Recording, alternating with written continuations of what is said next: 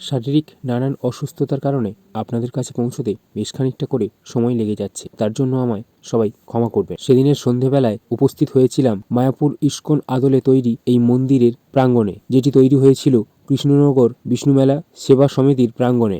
এই মন্দির প্রাঙ্গণে উপস্থিত হওয়ার প্রাক্কালে পৌঁছে গিয়েছিলাম মন্দিরের গর্ভগৃহে, যেখানে নানান বিষ্ণুদেবের মূর্তি দিয়ে সাজানো হয়েছিল ভেতরের পরিবেশ। তা দর্শন করতে করতে এগিয়ে চললাম পরবর্তী বিষ্ণুদেবের মূর্তি দর্শনে।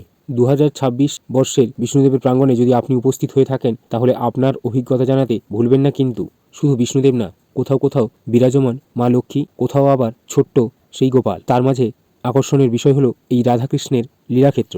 উৎসব শুরু হয়েছিল 1 ফেব্রুয়ারি থেকে, যা শেষ হওয়ার কথা ছিল 13 ফেব্রুয়ারি। উৎসবের দিনগুলো কার কেমন কাটলো তা জানাতে ভুলবেন না কিন্তু। পরবর্তী ভিডিও দেখার জন্য চ্যানেলটি সাবস্ক্রাইব করুন এবং এই ভিডিওটি কার কেমন লাগলো তা জানাতে ভুলবেন না কিন্তু। এবং এই ভিডিওটি কে কোথা থেকে দেখলেন তা অবশ্যই জানাতে পারেন। পরবর্তী ভিডিও নিয়ে ফিরছি খুব শীঘ্রই। ততক্ষণে আপনারা সকলে ভালো থাকুন এবং সুস্থ থাকুন। এখনকার মতন টাটা।